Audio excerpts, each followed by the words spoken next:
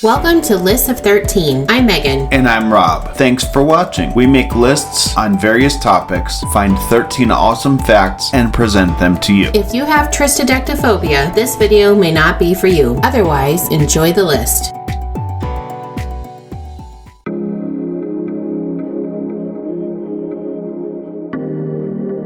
There is something that is with you pretty much anywhere you are. It is where you work, where you live, where you play, and where you go to school. This thing we are talking about is technology. Whether it's a company building computers, or an individual writing code for a program, or a massive social media conglomerate. If it's about technology, it may be covered in this series. We find 13 facts, put them into a list, and present it to you here.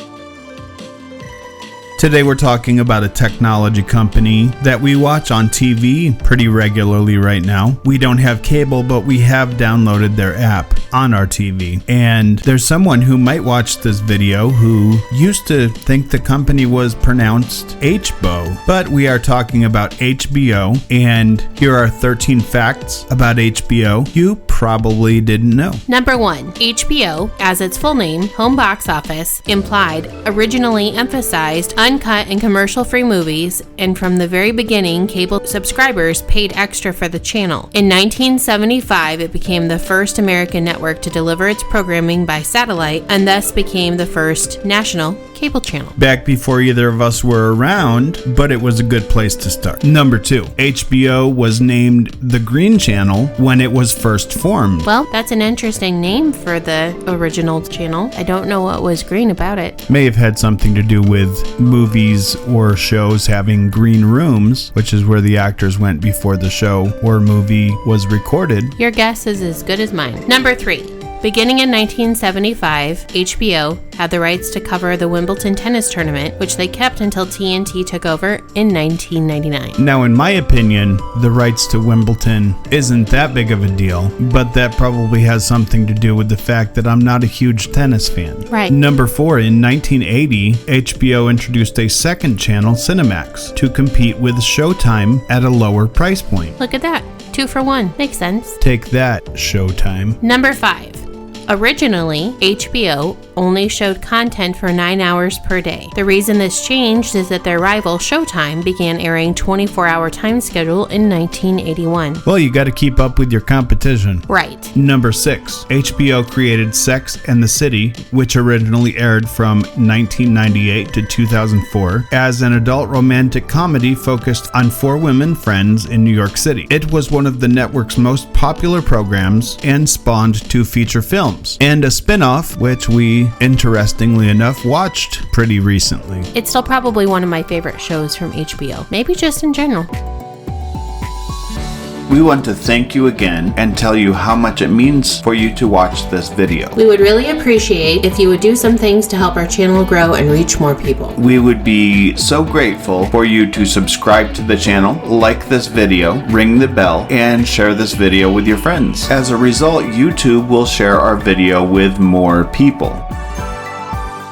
Number 7. HBO has financed films before in exchange for the broadcast rights. Which is a smart thing to do. If you are able to exclusively broadcast a movie that was previously only available in box office, then it's going to make people want to subscribe to you. Number 8. HBO also significantly influenced television comedy. Since 1975, many premier stand-up comedians have appeared on HBO specials. In 1989, HBO created the Comedy Channel, which 2 years later merged with Viacom's competing channel Ha to become Comedy Central. Pretty cool. Also a channel that I like very much. Agreed. Number 9. Before Game of Thrones became the powerhouse show that it is today, a pilot was filmed and presented to HBO in 2009. Despite seeing the potential of the series, HBO had them reshoot the pilot with significant changes. Well, HBO is a very successful channel, and it was probably a good idea for Game of Thrones to listen to them. Right. Number 10. HBO and Cinemax each established a second channel in 1991, called HBO 2 and Cinemax 2 respectively. The number of channels grew, and each service offered several other channels, such as HBO Family, which specialized in programming suitable for children, and HBO Latino, a Spanish language channel. Yeah, pretty soon it became a whole suite of channels. True. Number 11. HBO boasts more than 134 million subscribers to their service. That's just under half of the U.S. population. Definitely quite a few people. Right. Number 12. Beginning in the 90s, HBO became involved in producing its own programs, groundbreaking, dramatic series that were adult-oriented. The most influential of these series was The Sopranos, broadcast from 1999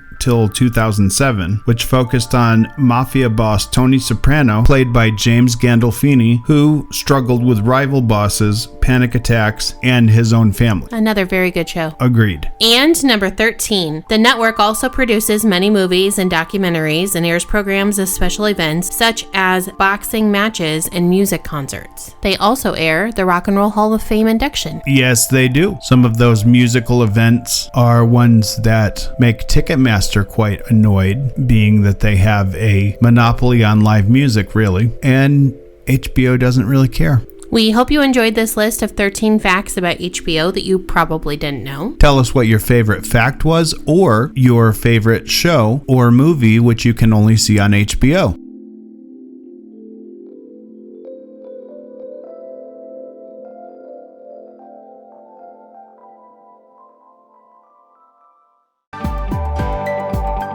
Thanks again for watching. If you have an idea for a new video, tell us in the comments. We'll mention you if we do it. We hope you have an awesome day. And please be kind to each other.